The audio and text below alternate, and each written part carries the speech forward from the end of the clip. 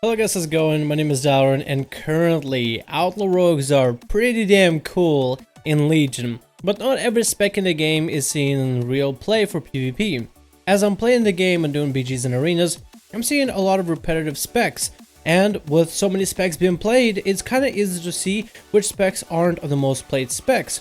So today I just want to highlight 5 least played specs as based by arena representation, and basically I want to spotlight these specs for the PvP representation or lack thereof in order to be able to, I guess, provide you guys some information, some content, some entertainment, as well as a list of some of the things Blizzard, I guess, can work on. One of the things that I like about World of Warcraft and what they've done so far with their expansion is made more and more specs PvP viable compared to Cataclysm, where you were lucky if one of your specs for your class was a PvP spec. Anyway, hope you guys enjoy this video. Again, this list is a personal opinion slash taken off of the arena representation off of the US servers, so please do bear in mind and take this list with a grain of salt. Without further ado, let's get to the list. The first one on the list, which probably has the best worst representation, and by that I mean has a pretty low representation but is nowhere near the lowest, is the Elemental Shaman.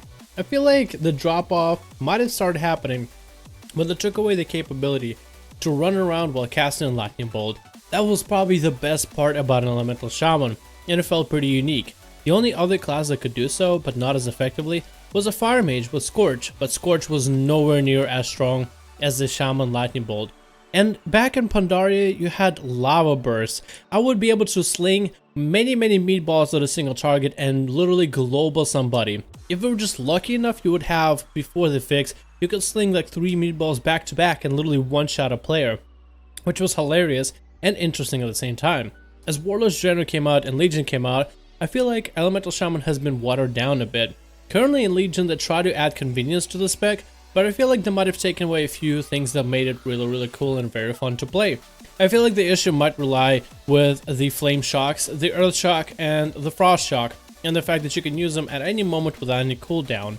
The only thing that keeps you from using them and spamming them all the time is the amount of Maelstrom that you have, which isn't a bad mechanic, but in the end it made it accessible for you to flame shock multiple targets, where you actually had to downgrade the quality of your meatballs as a flying enemy, so your lava bursts are not quite as powerful, which downgrades your burst in one way or another, which downgrades the Shaman spec on its own. And I feel like just with some of the ways that try to make convenient for the Shaman actually kind of worked backwards and took away some of the fun that everybody used to have back with the Elemental Shaman. While I'm no connoisseur of Shamans by any stretch, I very much enjoyed Elemental Shaman back in Pandaria, and I did enjoy it at the early iteration of the Legion beta. I'm not sure what I would think about it right now. Anyway, it was a really cool spec, but in most cases for arenas, it is better if you grab a Mage, a Warlock, or even a Shadow Priest. I feel like as the expansion goes on, Elemental Shamans will see a little bit more play, because casters usually are more played by the end of the expansion, and I really do hope to see a lot more of them played. But until then, they are pretty low on the list. The next one on the list is the Survival Hunter. While Survival Hunter doesn't have the greatest representation ever, they are still pretty up there, with Dilipu promoting them as much as he can, and I'm glad that Dilipu enjoys Survival Hunter. Survival is a specific spec, and it was the most hyped spec in the game that I remember back from the beta. I had very high expectations for it, and I still kind of do, and I hope the spec gets a little more play by the patch 7.1 and by then even next season, but currently the presentation is pretty low. Basically what Blizzard has done is taken one of the specs of Hunter, redid it for the most part, kept it mostly about the dot damage, but then gave it multiple ways of dealing damage to the target, so you're versatile.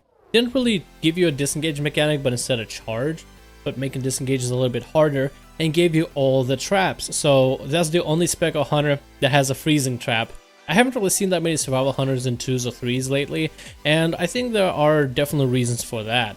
I feel like their mobility might not be the greatest. It is the same with that of a Hunter, but even Hunters have the ability to slow enemies while being able to disengage. If maybe Survival Hunters got a disengage so they could charge in a disengage when needed, I feel like that might be a little bit more viable. I also feel like Blizzard should take a look at their talent tree for Honor PvP.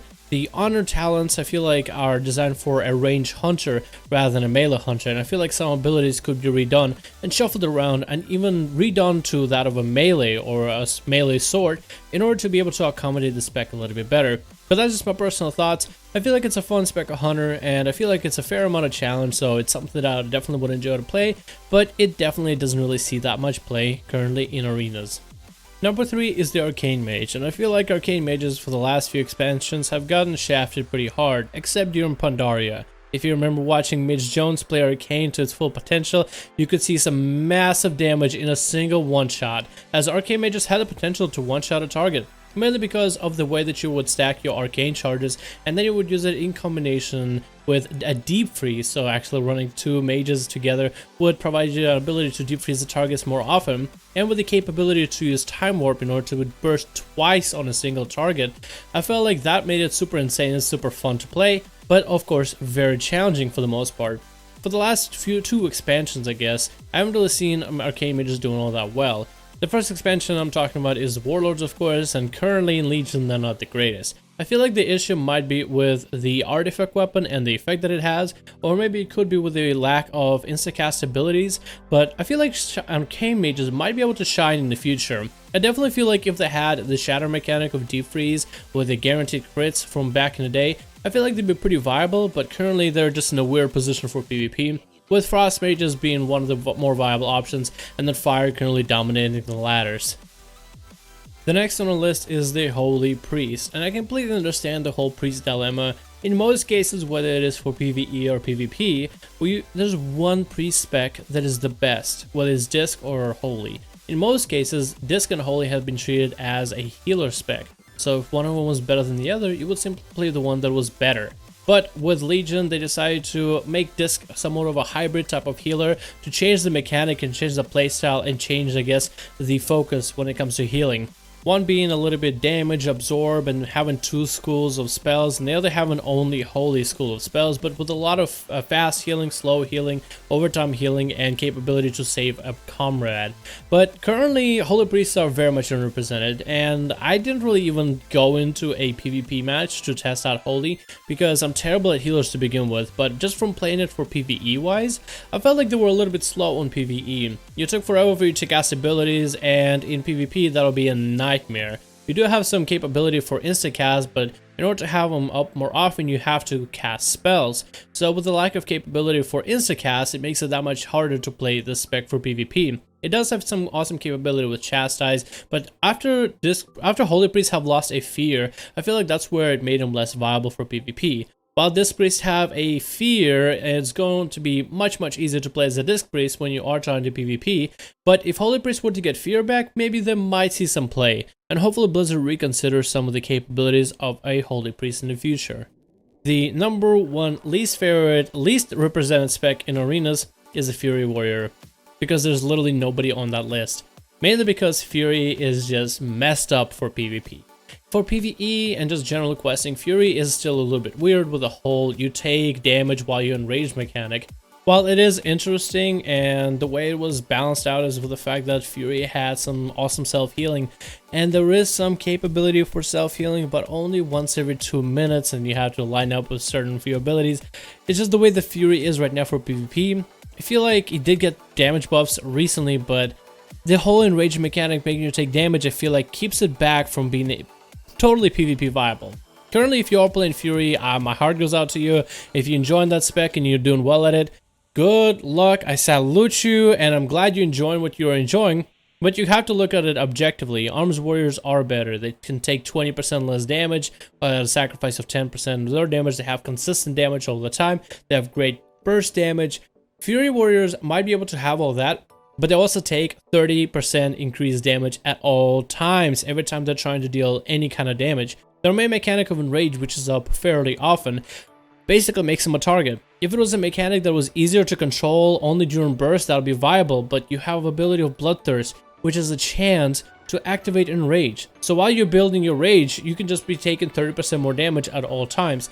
30% damage increase onto yourself is basically allowing everybody else to go through rotation, and it will act like as if they're bursting. So if you're taking 30% more damage and the enemy is bursting, you're dead meat. And I feel like Fury does need to be reworked for PvP. Maybe the whole enrage mechanic might need to be toned down or disabled, or increase the self-healing in order to be able to accommodate for the 30% damage intake increase. But that's just my thoughts on him. And this is a list of all the specs in the game that are currently having the least amount of PvP representation. We started with Elemental Shaman, going into Survival Hunter, going into a smaller list when it comes to Arcane Mage, going into a solid whopping number, like 2 people that are playing Holy Priest, and then 0 on the ladders on 3v3s that are playing Fury. Except my buddy El Pilgrim. I'm pretty sure he'll be there on the 3v3 list very soon. Thank you guys so much for watching. Hope you guys enjoyed this video. Let me know if you guys agree with the list. Let me know what you think is the issues of every single class on the list, because part of this video is to find issues behind each spec and some of the ideas of how to solve them. And if you guys have your own list, feel free to comment in the comments below and open discussions with everybody else. Thank you guys so much for watching this video. Hope you enjoyed, and I'll see you guys in the next one.